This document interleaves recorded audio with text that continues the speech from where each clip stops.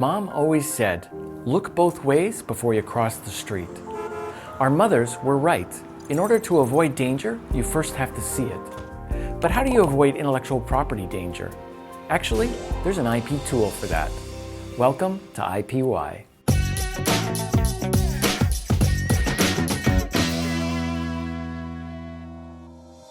IP disputes are messy and distracting, especially patent infringement. That can put you out of business real fast. So how do we look both ways before crossing the street? An IP tool called an FTO review can help. Freedom to operate, as in free from obstacles. We look for other people's IP that could prevent us from going to market. And whatever we find, we assess the risk and adapt as needed. Let's look at a hypothetical example, because no one publicizes their FTO reviews. Let's say we've got a new AI-based software as a service to index and search in video.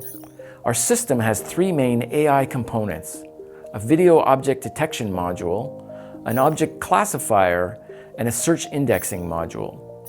So we consult public databases looking for patents with any of these features. If our system has three features that could have patent risks, we search them one at a time. Okay, so let's say after searching each of our main features, we didn't find anything like our indexing method. It's really important to our SaaS service, and so we decide to file our own patent for that. Having our own patent doesn't mean that we get to ignore all other patents. We still have to respect other patent rights, so we continue our review. And let's say we find two patents on image classification that are similar to our approach. They could be a risk. We don't want our classification to infringe these patents. So we have some choices to make.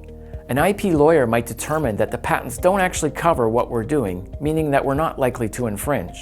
Or we could steer clear by reworking our classification approach to avoid the patents. We could seek a patent license from the owners, but if they're competitors or the price is too high, that may not be possible. Or we could challenge the patents in court to knock them out, but that's expensive.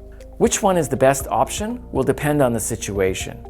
And like I mentioned, it's critical to involve IP lawyers because the stakes are high with patent infringement. They should validate the search approach and ensure that the patents are properly understood. Our FTO review located potential dangers, giving us the ability to react. And even though it's a pain to change design or negotiate a license at this stage, that's nothing compared to unwanted infringement lawsuits. But it's important to understand that no FTO will be perfect or definitive. More searching could find more patents. And sometimes it's difficult to quantify the risk a particular patent poses. So think of an FTO like a risk gauge that provides information you can factor into your plans. I know this is a lot of information and it's only a short video. There's a guide on the IPY webpage to help get you started. And by the way, if you've done an FTO review, your credibility with investors goes way up. FTOs are essential for every tech business, even if you don't plan on filing your own patents. And using this tool with trademarks will also help you avoid trouble with your brand ideas.